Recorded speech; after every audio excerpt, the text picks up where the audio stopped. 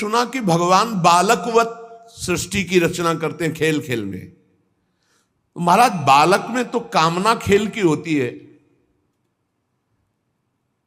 बालक में खेल की कामना होती है, दूसरे के साथ खेलने की इच्छा रहती है, तब वो खेलने का प्रयत्न करता है। लेकिन परमात्मा में तो वो नित्य तृप्त है, पूर्ण काम है, असंग है।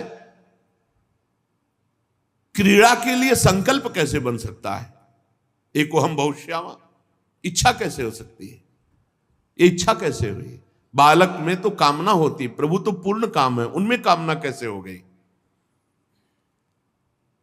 भगवान ने अपनी गुणमयी माया से जगत की रचना की है, इसी से वे इसका पालन करते हैं, फिर इसी से इसका संहार करते हैं।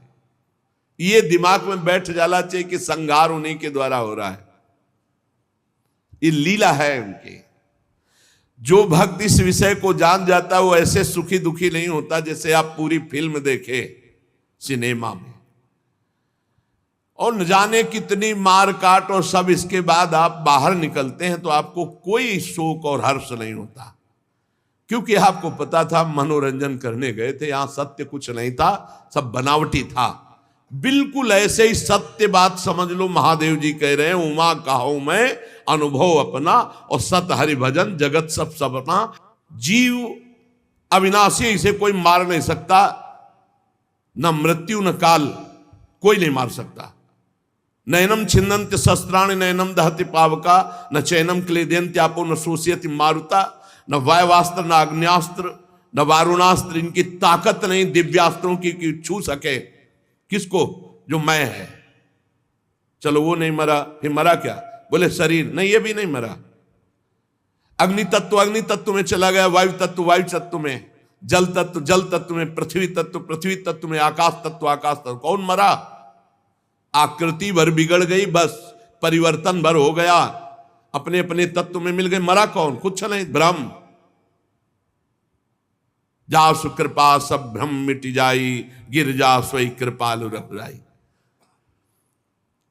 ये संहार लीला के लिए तैयार रहो। ये तैयार इसलिए नहीं है कि ममता शक्ति कर बैठे शरीर से, घर से, रिश्ते नातों से। अब लगता है जब मरेंगे तो सब छूटेगा, तो तुम्हारा था कब? तुम्ही ने तो पकड़ा है, उसी का दंड भोगो। अभी होश में हो तो सबको भगवान मान करके ममता भगवान के चरणों में समर्पित कर दो। नाथ सकल संपदा तुम्हारी, मैं सेवक समेत सुत नारी। प्रभु जिनके ज्ञान देश काल अथवा अवस्था से अपने आप या किसी दूसरे निमित्त से कभी लोप नहीं होता, वो आप हैं और आपके सिद्ध भक्त हैं। किसी अवस्था में ज्ञान का लोप नहीं होता। दुर्भाग्य है कि ये कर्मों में फंसे हुए जीव आपसे विमुख है। दुर्भाग्य है इनका जो भगवान से विमुख है। ये अज्ञान संकट में पड़ के दुख ही दुख भोगते चले जा रहे हैं। इस मोह की बलिहारी जो बड़े बड़ों को फंसाकर मिट्टी में मिला रही है, बड़े बड़ों को। अरे बुद्धि भ्रष्ट हो जाए, भजन न करे तो क्या नहीं कर सकती, और बुद्धि भगवान में स्थित हो जाए तो क्या नहीं कर सकती। जब ऐसा तत्वज्ञानी विदुर जी महाराज ने प्रश्न किया तो मैत्रेय जी मुस्कुराते हुए भगवान का मधुर स्मरण करते हुए कहा, विदुर जी, आत्मा मुक्त स्वरूप था, है। ये मुक्त स्वरूप भोगों की दीनता और शरीर संबंधी प्रियता में बंध गया है। यही बंधन है। माया का बंधन क्या है? बोले भोगों की, सुख की दीनता, ये भोग भोगने को मिल जाए, और प्रिय शरीर और शरीर के प्रिय संबंधी, यही बंधन है। चाहे भक्ति से काटो, चाहे ज्ञान से काटो, ना काटो तो फिर नरक काटो, भोगना पड़ेगा। यही नरक पहुंचाने का हेतु है, पक्का समझ लो, यही बंधन है। इसीलिए भगवान श्री राम सबसे कहते हैं, जननी जनक बंधु सुत दारा, तन धन धाम सुहृद परिवारा, सबकी ममता ताग बटोरी, मम पद मन ही बांध बर डोरी। किंतु ये समझ में नहीं आती कि मैं बंधा हुआ हूं, यही भगवान की माया है। किसी को समझ पूछो बंधन है क्या? क्या बंधन है? हम स्वतंत्र हैं, हम क्या, हमें क्या बंधन है? उसको समझ में नहीं आता। और जिसको समझ में आ गया कि बंधन है, हाय हाय मच जाता है। मुमुक्षुता जागृत हो जाए, हाय हाय मच जाएगा। या भगवत प्राप्ति की लालसा जागृत हो जाए तो चैन नहीं मिलेगी। नहीं खान पान ते भावे है, किसके लिए? ये शरीर तो नाशवान, छूटने वाला, मुझे तो इससे छूटना है ना, इस शरीर से छूटना है, इस शरीर के राग से छूटना है। जिस प्रकार स्वप्न देखने वाले पुरुष को स्वप्न में सर काटा जा रहा है तो उसे सत्य भास रहा है।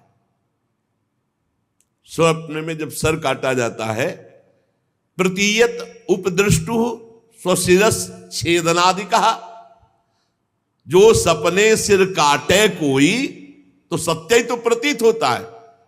असत्य कब प्रतीत हुआ? जब जगा, बिन जागे दुख दूर न होई। उसी प्रकार जीव को कोई बंधन नहीं है, पर अज्ञानवश मोह निद्रा होने के कारण ये स्वप्न दिखाई दे रहा है। स्त्री पुरुष, कर्म बंधन, शुभ अशुभ, नरक स्वर्ग, ये सब झूठा, ना था न रहेगा। जो बीच में भास रहा है असत्य है। ब्रह्म सत्यम जगन मिथ्या, उपनिषद सूत्र। ये अज्ञानवश भास रहा है। हे विदुर जी, यदि ये कहा जाए कि जब है नहीं तो इसकी प्रतीत क्यों होती है? प्रतीत क्यों होती है? बोले यही भगवान की माया है, जो है नहीं उसकी प्रतीति करा दे। देखो महाराज युधिष्ठिर की सभा में मैदानों ने एक रचना रची थी कि जो थल था, पृथ्वी, उसमें बड़ा निर्मल जल भरा हुआ दिखाई दे रहा था, और जो जल था वो सूखी पृथ्वी जैसी दिखाई दे रही थी। जब दुर्योधन देखा कि सामने जल है तो वस्त्र समेट लिए और पैर रखा तो सूखी पृथ्वी, तो सब हंस दिए। अब आगे पृथ्वी दिखाई दी तो कपड़े छोड़ दिए तो सब जंब से उसी में गिर गया, भींज गया, तो सबने हंस दिया। वहीं से तो महाभारत की नींव पड़ गई। एक मैदानों ने जो छोटी माया जानता है ऐसी रचना रच दी। जो महामायावी भगवान श्री हरि है उनकी ये माया है। जो नहीं है पर भास रहा है, यही भगवान की माया है। जो है वो दिखाई नहीं दे रहा है, यही भगवान की माया है। किसी भी स्थिति में आत्मा को कभी कोई कष्ट नहीं होता। जैसे चंद्रमा आकाश में है और जल में प्रतिबिंब पड़ रहा है, अब लाठी मारो खूब, चंद्रमा को चोट लगेगी क्या? बिल्कुल ऐसे ही आपका स्वरूप कभी किसी दुख से नहीं।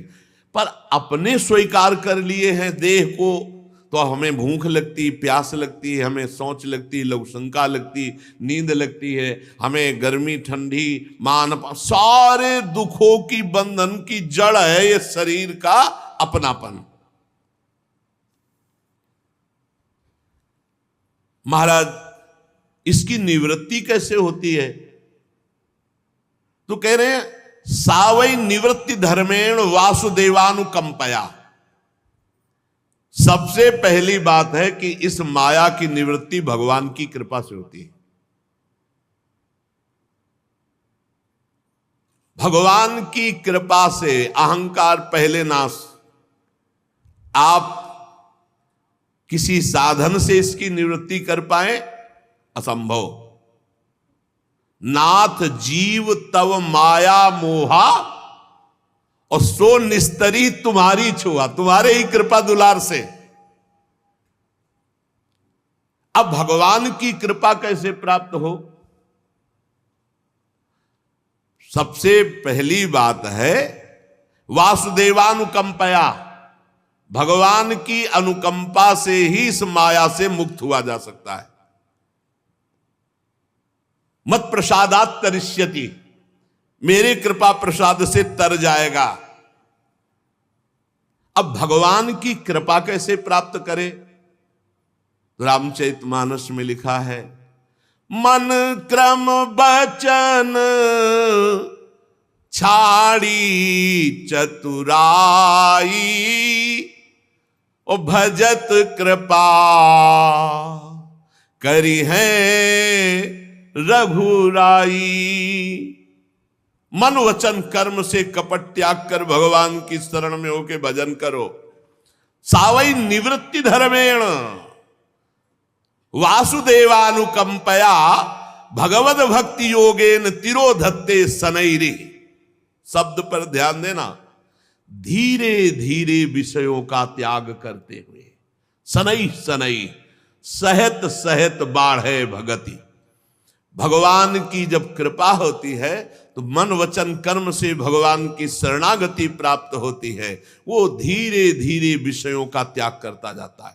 धीरे धीरे एकदम कोई संकल्प ना ले, धीरे धीरे जितना त्याग होता जाए उसको बिल्कुल ब्रेक मारता जाए, दोबारा स्वीकार न करे, जितना त्याग करता जाए आगे बढ़ता जाए। ऐसे त्याग की प्रवृत्ति पुष्ट होती है। और एकदम कसम खाए आज के बाद कुछ नहीं, 4 6 दिन 10 दिन महीना भर मुंह भरा फिर उसी में गिर पड़ोगे, ये सिद्धांत नहीं। धीरे धीरे क्रमशः सहत सहत बाढ़े भगति गृह तनु गुरु हितगार। धीरे धीरे इंद्रियों को विषयों से हटाकर साक्षी परमात्मा श्री हरि में निश्चल भाव से स्थित करें। जिस समय निरंतर भजन चलने लगता है तो जैसे बहुत ध्यान देने योग्य विषय, एक एक शब्द बड़ा गूढ़ है। जिस समय निरंतर भजन चलने लगता है उस समय हृदय की भजनानंदी की स्थिति हो जाती है। जैसे गाढ़ निद्रा में सोए हुए पुरुष का शुभ अशुभ कोई संकल्प नहीं होता। गाढ़ निद्रा में सोया हुआ पुरुष है न शुभ संकल्प न अशुभ संकल्प, न राग न द्वेष और न काम न क्रोध। निद्रा में, स्वप्न में हो सकता है, गाढ़ निद्रा में नहीं। ऐसे ही गाढ़ निद्रा की स्थिति जागृत में होती उस महापुरुष की जिसका निरंतर भजन चलता है, जो भगवत कृपा पात्र अपने चित्त को भगवान वासुदेव में, प्रियालाल में स्थित कर देता है। वो गाढ़ अवस्था ऐसी होती है। कभी 2-4 मिनट के लिए भी आई होगी तो आप समझ रहे होगे, नहीं तो नहीं समझ पाओगे। जागृत अवस्था में जैसी गाढ़ निद्रा में स्थिति, ऐसे जागृत अवस्था में चलते फिरते देखते हुए भी वो संकल्प रहित, शुभ अशुभ चिंतन रहित एकमात्र परमात्माकार स्थिति, उसे तुरीय अवस्था कहते हैं। जो सारे क्लेशों को सर्वथा के लिए नष्ट कर देती है। ये स्थिति कैसे होती है? निरंतर भगवान के सुमिरन से। भगवान श्री कृष्ण के गुणों का वर्णन और श्रवण समस्त दुख राशि को भस्म कर देता है और हृदय में प्रेम जागृत कर देता है। फिर कुछ कहना या सुनना नहीं पड़ता साधन संबंधी, वो अपने आप आगे का मार्ग प्रशस्त हो जाता है। विदुर जी ने कहा, भगवान आपके युक्ति युक्त वचनों की तलवार से मेरे संदेह छिन्न भिन्न हो गए। अब मेरा चित्त भगवान की स्वतंत्रता और जीव की परतंत्रता को खूब अच्छी तरह समझ रहा है। विद्वान, आपने ये बात बहुत ठीक कही कि जीव को जो क्लेशादि की प्राप्ति होती है वो शरीराभिमान के कारण होती है, और ये शरीराभिमान समस्त दोषों का मूल है। संस्कृति मूल शूल प्रदनाना सकल शोकदायक अभिमाना, और इसका आधार है शरीराभिमान का माया भ्रम। क्लेश मिथ्या निर्मूल, मिथ्या निर्मूल क्लेश, क्योंकि इस विश्व को फंसाने वाली माया के अतिरिक्त और कोई नहीं है। महाराज, मैं देख रहा हूं इस संसार में 2 प्रकार के लोग सुखी हैं। एक तो पागल, पागल है ही तो उनको क्या सुख दुख का मतलब, और दूसरा ब्रह्म बोध संपन्न। ये बीच वाले सब दुखी है, जो कुछ ज्ञान कुछ अज्ञान, ये सब दुखी है। सुखी कौन है? जो एकदम कनेक्शन खत्म, फुटपाथ में बैठा है तो कबाड़ बटोर रहा है तो वो मस्त है, और या जो भगवत प्राप्त है वो मस्त है। बीच वाले ही सब, बीच की श्रेणी के जितने मंजरेड हो, ये सब बड़े संशयापन्न और दुखी हैं, दुख ही दुख भोगते हैं। या तो भगवत प्राप्त ब्रह्मबोध महापुरुष और या एकदम कनेक्शन खत्म, पागल, ना अपने शरीर से कनेक्शन है ना संसार से। मनाया धुन्ना उठा लिया, मनाया कुल्लड़ उठा लिया, मनाया फुटपाथ में बैठे, जो देखो ना उनके, हम तो काशी में देखा है कई ऐसे अवधूत महापुरुष और कई ऐसे कनेक्शन है, किसी से कनेक्शन नहीं। कुल्लड़ उनके ऊपर चाय का मार रहे हैं लोग, हंस रहे, मस्त है, उनको कोई फर्क नहीं। कई शरीर में घाव है, मक्खियां मिलमिला रही फुटपाथ में। या तो एकदम पागल सुखी है, एकदम पागल, और या एकदम ब्रह्मबोध, ये बीच वाले सब दुखी है। विदुर जी महाराज कह रहे हैं ब्रह्मन धर्म अर्थ काम और मोक्ष की प्राप्ति के साधनों का, वाणिज्य दंड नीति शास्त्र श्रवण की विधि का, श्राद्ध की विधि का, पितृगणों की सृष्टि का, काल चक्र का, ग्रह नक्षत्र का, तारागण की स्थिति का, दान का, तपस्या का, इष्ट का, पूर्त का, इन सबका मैं रहस्य जानना चाहता हूं। निष्पाप मैत्रेय जी, धर्म के मूल कारण भगवान श्री कृष्ण है, तो कौन से आचरण से संतुष्ट होते हैं? भगवान श्री कृष्ण किन पर कृपा करते हैं? हे महात्मन, जो दीन वत्सल गुरुजन हैं, वो अपने समर्पित शिष्य को बिना पूछे सब कुछ बता देते हैं। इसलिए आप दया कीजिए, मैं आपका शिष्य हूं, आप हम पर कृपा करके वर्णन, क्योंकि ज्ञान की प्राप्ति शिष्यस्व से ही होती। भगवान तब तक गीता जी नहीं बोले जब तक अर्जुन ने शिष्यस्ते हम साधिमाम त्वाम प्रपन्नो। महाराज, ये प्रलय कितने प्रकार का होता है, और जब भगवान योग निद्रा में शयन करते हैं तब कौन कौन से तत्व बाहर जागृत रहते हैं भगवान को जागृत करने के लिए। जीव का तत्व क्या है, परमेश्वर का स्वरूप क्या है, उपनिषद प्रतिपादित ज्ञान क्या है, गुरु कौन है, शिष्य कैसा है होना चाहिए, और गुरु शिष्य का पारस्परिक संबंध क्या है। महाराज, मैं तो माया मोह से ग्रसित जीव हूं, विदुर जी कह रहे हैं। देखो महापुरुषों में कितनी दैन्यता होती है। ब्रह्म प्राप्त महापुरुष परम धर्मराज के स्वरूप है। मेरी तो विचार दृष्टि नष्ट हो गई है, मैं अज्ञ हूं, आप मुझ दीन पर कृपा करें और जो मैंने प्रश्न किया उनका उत्तर दें। ऐसा कितनी दैन्यता होनी चाहिए प्रश्नकर्ता में। अगर एक जीव को भगवत प्राप्ति उपदेश देकर करा दे तो समस्त वेदों का अध्ययन, यज्ञ, तपस्या, दान, पुण्य, कोई भी 16वें अंश के बराबर नहीं, उसके बराबर हो सकता। एक जीव को उपदेश करके भगवत प्राप्ति करा दे तो उसके बराबर कोई पुण्य नहीं त्रिभुवन में। सुखदेव जी कहते हैं, परीक्षित, जब महात्मा विदुर जी ने मैत्रेय जी से ऐसा प्रश्न किया तो वो मुस्कुरा करके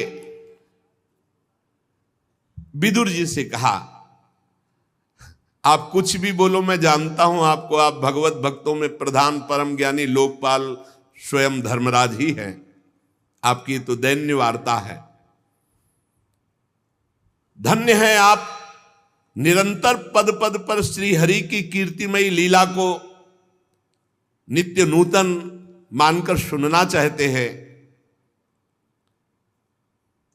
क्षुद्र विषय सुख की कामना से महान दुख को मोल लेने वाले पुरुषों की बड़ी दुर्गति होती है। बहुत क्षुद्र विषय सुख, पूरा जीवन बर्बाद। ये भगवान श्री हरि की परम पावन चर्चा से युक्त जो मैं तुम्हें सुनाने जा रहा हूं, ये संकर्षण भगवान ने सनकादि ऋषियों को सुनाया था। अखंड ज्ञान संपन्न आदिदेव भगवान संकर्षण पाताल लोक में विराजमान है। सनक सनंदन सनातन सनत कुमार आदि ऋषियों ने परम पुरुषोत्तम ब्रह्म का तत्व जानने के लिए भगवान संकर्षण से प्रश्न किया, जैसा तुमने मुझसे किया। मैत्रेय जी कह रहे, उस समय भगवान शेष जी अपने आश्रय स्वरूप परमात्मा के ध्यान में मानसिक पूजा में थे, जिन्हें वासुदेव श्री कृष्ण कहते हैं, उनकी पूजा में। जब सनत कुमार आदि ज्ञानी जनों ने प्रश्न किया तो धीरे धीरे उन्होंने नेत्र खोले। सनत कुमार ऋषियों ने मंदाकिनी आकाश गंगा के जल से भींगी हुई जटाओं से उन चरणों को स्पर्श किया, संकर्षण जी के, जिन चरणों की नागराज कुमारियां अभिलषित वर की प्राप्ति के लिए प्रेम पूर्वक उपहार सामग्रियों से पूजा किया करती है। सनत कुमार आदि भगवान के तत्व के और लीला के दोनों के मर्मज्ञ हैं। शेष भगवान हजारों फण दिव्य मणियां चमक रही हैं। सनत कुमार जी से बोले, वो जो ज्ञान भगवान शेष जी ने सनत कुमार जी को दिया, परमहंसों में प्रधान श्री सांख्यायन जी को सनकादि ने दिया। सनकादि ने सांख्यायन जी को, सांख्यायन जी ने हमारे गुरु पराशर जी को दिया, पराशर जी ने बृहस्पति जी को, और पराशर जी से ही पुलस्त मुनि को, और फिर क्रम से वो मुझे प्राप्त हुआ। मैत्री जी कह रहे, इस क्रम से ये ज्ञान मुझे प्राप्त, ये ज्ञान गुरु परंपरा से प्राप्त होता है। सुनो, ये सृष्टि पूर्व में कुछ नहीं थी, केवल जल ही जल, केवल जल ही जल, और उस जल में एकमात्र भगवान नारायण, भगवान संकर्षण शेष जी की सैया पर आराम से वो अपनी ज्ञान शक्ति को अपने अंदर योग माया से आच्छादित करके नेत्र मूंदे हुए शयन कर रहे थे। जैसे अग्नि अपनी दाहिका शक्ति को छिपाकर काष्ठ में रहती, काठ में अग्नि रहती है पर घर्षण करने पर वो दाहिका शक्ति सहित प्रकट होती है। भगवान संपूर्ण प्राणियों को, ब्रह्मा जी आदि सबको लेकर के अकेले शयन कर रहे थे, केवल जल ही जल था जब सृष्टि नहीं थी। भगवान ने अपने को जागृत करने के लिए, पुनः सृष्टि रखने के लिए काल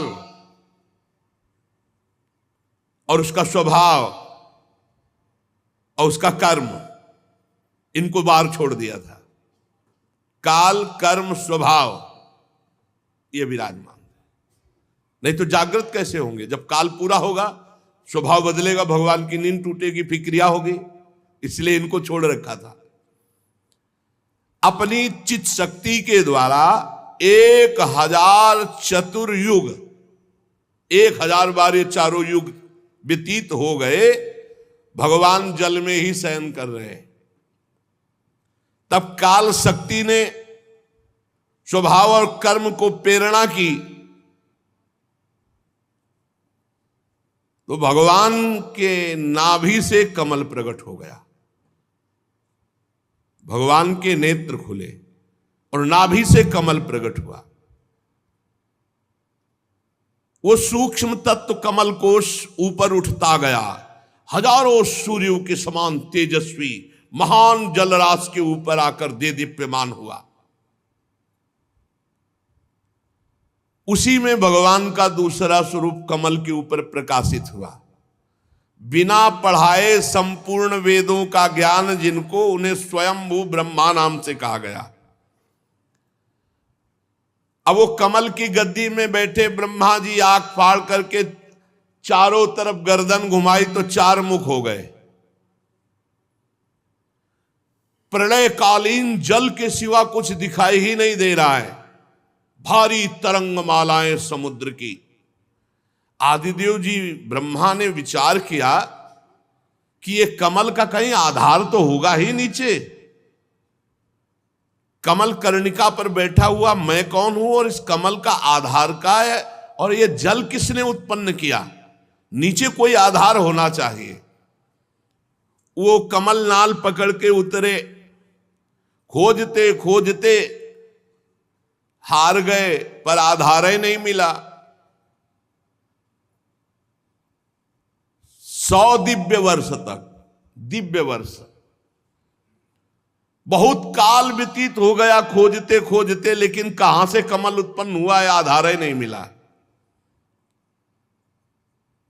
विफल मनोरथ होकर लौट आए और पुनः कमल में बैठ गए। ये प्राणवायु को रोक दिया और चित्त को निसंकल्प करके समाधि में स्थित हो गए।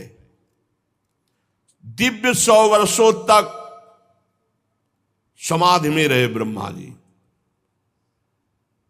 तब जिसे कमल नाल पकड़कर खोज नहीं पाए थे, उसको अपने हृदय में देखा, प्रभु को अपने हृदय में देखा कि प्रलयकालीन जल में शेष जी की गौर वर्ण, भगवान जो शेष जी हैं वो गोरे रंग के हैं, काले नहीं हैं। श्याम वर्ण के ठाकुर जी लेटते हैं, गौर वर्ण के शेष जी का श्रीअंग वही तो गोरे लखनलाल और गोरे बलराम जी के रूप में है, शेष भगवान ही तो है। गौर विशाल विग्रह, अकेले भगवान पुरुषोत्तम लेटे हुए हैं। शेष जी के 10,000 फण हैं, कहीं 1000 फण का आता है, यहां 10,000 फण है।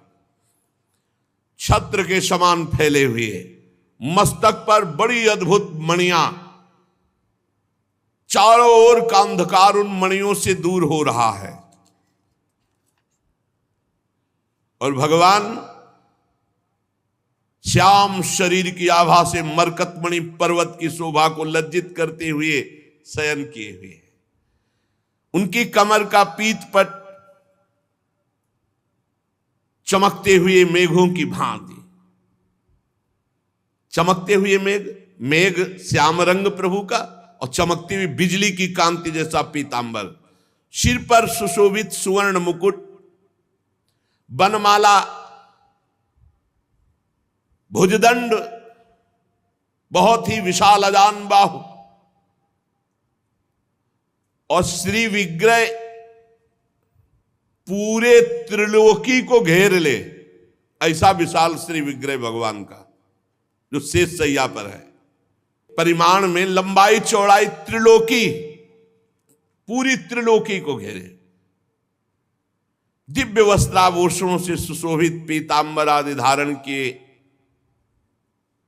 बड़ा कृपालुता झलक रही है। ऐसा दर्शन कर रहे हैं अपने हृदय में ब्रह्मा जी, अपने आधारभूत कमल के, जहां से कमल प्रकट हुआ है। सुंदर नासिका, अनुग्रह वर्षी भौहें, कानों में झिलमिलाते हुए कुंडल, बिंबा फल के समान लाल लाल अधर, मुस्कान, सबके चित्त को चुराने वाला मुखारविंद, मानो अभी सब कुछ दे डालेंगे ऐसी उदारता झलक रही है। प्रभु के गले में वेद रूप भंवरों से गुंजायमान माला, वेद ही भंवरे हैं, माला में जो सुगंध, तो मानो वेद ध्वनि कर रहे भौरे। किसी की पहुंच नहीं आपकी कृपा के बिना आप तक, किसी की पहुंच नहीं है। सुदर्शन चक्रादि भी दूर सेवा में खड़े रहते, जब तक आदेश नहीं होगा तब तक नजदीक नहीं जाएंगे, आसपास दूर घूमते रहते हैं। विश्व रचना करने वाले लोक विधाता ब्रह्मा जी ने भगवान के नाभि सरोवर को देखा, वहां से कमल, और कमल में अपने आप को देखा। ये सब हृदय में देख रहे हैं।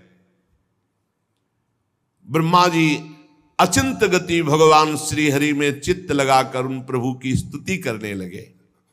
बहुत उच्च कोटि की महामहिमा ज्ञान संपन्न स्तुति ब्रह्मा जी ने की।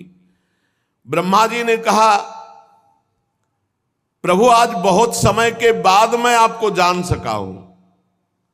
कैसे दुर्भाग्य की बात है कि आप सबके हृदय में रहते पर देहधारी जीव आपको नहीं जान पा रहा। सबके हृदय में भगवान है, सबके अंतःकरण में भगवान विराजमान है। अरे जब अपने को नहीं जान पा रहा तो भगवान को कहां जान पावे। शरीर मानकर बाहर भटकते हुए पूरा जीवन व्यतीत हो जाता है, पूरा जीवन। भगवान आपके सिवा कोई है ही नहीं हो, ये सब नाम रूप मिथ्या, इन्हीं नाम रूप में फंस गया ये जीव। बहुत बड़ा जाल है। यद्यपि मृषा छूटति कठिनाई, इसीलिए त्राहि माम शरणागत प्रतिपाल प्रभु, बस उन्हीं का सुमिरन। ये गुणों से क्षोभित होने के कारण, सतोगुण रजोगुण तमोगुण से, ये जीव अपने स्वरूप की तरफ नहीं झांक पाता, बाहर ही माया की तरफ भ्रमित होता रहे। ये वस्तु ले ली, अब ये वस्तु ले लेंगे, ये इकट्ठा कर लिया, अब ये इकट्ठा कर लेंगे, ये पा लिया, अब ये पा लेंगे, ये कर लिया, अब ये कर लेंगे, बस ऐसे बाहर। देव, जब तक आपकी आराधना नहीं होती, आपकी कृपा नहीं होती, तब तक ये अज्ञान दूर नहीं होता। देखो प्रभु, मैं कितना प्रयास किया, लेकिन कमल कहां से प्रकट हुआ ये मैं नहीं जान पाया। और जब आपका भजन किया तो हृदय में ही प्रकाशित हो गया पूरा ज्ञान कि कहां भगवान विराजमान है, उनके नाभि कमल, और उनके ऊपर मैं बैठा हुआ हूं कमल पर, ये मैं देख पाया। सैकड़ों वर्ष ढूंढता रहा, नहीं मिले। ये ढूंढने की जरूरत नहीं, बैठकर भजन करने की जरूरत, कहीं भागने की जरूरत नहीं। भजन करोगे हृदय में ही सब कुछ दिखाई देने लगेगा। हे परमात्मन, आप जो आनंद मात्र भेद रहित अखंड तेजो स्वरूप हैं, मैं आपको भिन्न नहीं समझता। जब ज्ञान होता है तो जानत तुम्हें हो जाए, भिन्न नहीं है। इसलिए विश्व की रचना करने के लिए जो आपने मुझे प्रकट किया है, तो आप मुझे सामर्थ्य प्रदान कीजिए। हे विश्व कल्याण में, मैं आपका उपासक हूं। आपने मेरे हित के लिए ये अपना स्वरूप दर्शन कराया, जो शेष में विराजमान भगवान श्री हरि। पापात्मा जीव कभी नहीं सोच सकता, ऐसा विचार ही नहीं आ सकता कि मैं आपके दर्शन करूं। ये तु त्वदीय चरणाम्बुज को सगंधम जिघ्नन्ति कर्ण विवरै श्रुतिवात नीतम भक्त्या गृहीत चरणः परया च तेषां नापैसि नाथ हृदयाम्बुरुहात् स्वपुंसां तावद् भयं द्रविण गेह सुहृन्निमित्तं शोकः स्पृहा परिभवो विपुलश्च लोभः तावन्ममेत्यसद्वग्रहार्तिमूलं यावन्न तेङ्घिमभयं प्रवणीत लोकः दैवेन ते हत धियो भवतः प्रसंगात् सर्वाशुभोपशमना द्युमुखेन्द्रियाये कुर्वन्ति काम सुखलेश लवाय दीना लोभा विभूत मनसो कुशलानि सस्वत। पापी लोग तो आपके लिए भावना भी नहीं कर सकते। नाथ, मेरे स्वामी, जो लोग शास्त्र वेद रूपी वायु से लाई हुई आपके चरण रूप कमल कोश की गंध को, अर्थात भगवत भक्तों के मुख से आपकी लीला कथा को कर्णपुटों से ग्रहण करते रहते हैं, उनके हृदय में आप बिना बुलाए प्रकट हो जाते हैं। ये तो त्वदीय चरणाम्बुज कोश गंधम जिघ्नन्ति कर्ण विवरै श्रुतिवात नीतम। जो भगवत प्रेमी भगवान के चरणारविंद के आसक्त चित्त महात्मा है, इनके मुख से जो भगवत चर्चा निकलती रहती, शास्त्र वेदों का सार, उसको जो लोग अपने कर्णपुटों से श्रवण करते रहते हैं, तो बिना बुलाए भगवान उनके हृदय में प्रकाशित हो जाते हैं, कभी उनके हृदय से दूर नहीं होते। भक्त्याग्रहित चरणया परयाच तेषाम, वो भक्ति रूपी, पराभक्ति रूपी डोरी से आपके चरणों को बांध लेते हैं। हे प्रभु, जब तक आपके चरणों की शरणागति नहीं होती, आपके चरणों का सहारा नहीं लिया जाता, आपके चरणों का आश्रय नहीं लिया जाता, तब तक वो धन की जंजीर से, घर के बंधन से, परिवार के बंधन से कभी मुक्त नहीं हो सकता। बहुत बड़ी जंजीर बांधी हुई है। लोक ऐषणा, पुत्र ऐषणा, वित्त ऐषणा, ये जंजीरें हैं, ये तभी तक रहती हैं जब तक भगवान का जीव नहीं हो जाता। तावत भयम द्रविण गेह सुहन निमित्तम, फिर उसको परिणाम क्या मिलता है? शोका स्पृहा परिभवो विपुलश्च लोभा। उसे भय, शोक, भयानक दुख, लालसा, दरिद्रता, लोभ, ये उसको जलाते रहते हैं। जो आपके चरणों से विमुख है, आपके चरणों का आश्रय नहीं लिए, उन्हें धन की डोरी, घर का बंधन, बंधुजनों का, परिवार, रिश्ते नातों का, और उसका परिणाम भय, शोक, लालसा, दुख, दीनता, ये दीनता, दरिद्रता और लोभ, ये उसे बांधे रहते हैं।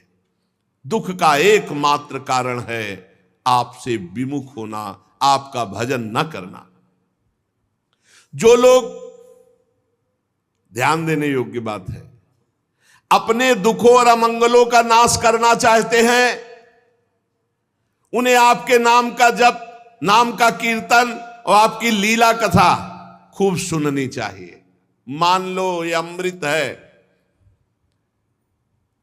और जो लोग आपका नाम जप नहीं करते, आपकी लीला कथा नहीं सुनते, उनकी इंद्रियां उनको ऐसे दुखों में फंसा देती, दुष्कर्मों में लगा देती है कि उनकी दुर्गति होती है, दुर्गति। हे उरुक्रम, हे अच्युत, देखा है आपसे विमुख जनों को, भूख, प्यास, वात, पित्त, कफ, सर्दी, गर्मी, हवा, वर्षा, चिंता, शोक, एक दूसरे के प्रति हिंसा, कामाग्नि, दुस्सा, क्रोध, ये सब जला रहे हैं, क्योंकि भगवान से विमुख है जीव। स्वामिन, जब तक मनुष्य अपनी इंद्रियों से, मन से आपका सेवन नहीं करता, तब तक वो माया के प्रभाव से बच नहीं सकता। संसार चक्र की निवृत्ति नहीं हो सकती। औरों की तो बात ही क्या, बड़े बड़े मुनिगण जब अपने तपो अभिमान में आ जाते हैं और आपकी लीला कथा और आपके नाम से दूर हो जाते हैं, तो उनको पुनः संसार फांस लेता है।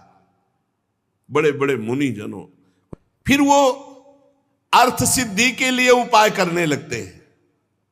सब तपस्या का प्रदर्शन, धर्म का प्रदर्शन, रुपया इकट्ठा हो, बुद्धि बदल गई। प्रभु, आपका मार्ग तो केवल आपके लीला कथा सुनने से ही समझ में आएगा। त्वं भावयोग परिभावित हृत सरोजो, आसे श्रुते क्षित पथो ननुनाथ पुंसाम, यद्यधिया तवुरुगाय विभावयन्ति, तत्तद्वपुः प्रणय से सदनुग्रहाय। आपका मार्ग कैसे जाना जाता है? आपके प्रेमी भक्तों के द्वारा गाए हुई आपकी लीला कथा सुनने से। आप निश्चय ही भक्ति योग जिसके हृदय में होता है उसके अधीन हो जाते हैं। हे पुण्य श्लोक प्रभु, भक्तजन जिस जिस भावना से आपका चिंतन करते हैं, आप उसी भावना से दर्शन देते हैं, वैसा ही उनको सुख प्रदान करते हैं। जब ये बड़े बड़े देवता लोग या बड़े बड़े धनी लोग बड़ी बड़ी विपुल सामग्री से आपका पूजन करते हैं, तो आप उतना प्रसन्न नहीं होते जितना दैन्यता से प्रसन्न होते हैं। ये बात ध्यान रखो। धर्म की कमाई और दीन भाव, और दीन भाव में एक रोटी और नमक भी भगवान को ऐसे करके, उतने में प्रभु प्रसन्न हो जाएंगे। पत्रम पुष्पम फलम तोयम ये में भक्त्या, भक्ति भाव से भर करके एक चुल्लू जल, एक फूल, एक पत्ता, एक कोई फल, इतने में मेरे प्रभु प्रसन्न हो जाते हैं। जो दूसरों का हित करता है भगवान उससे बहुत जल्दी प्रसन्न होते हैं।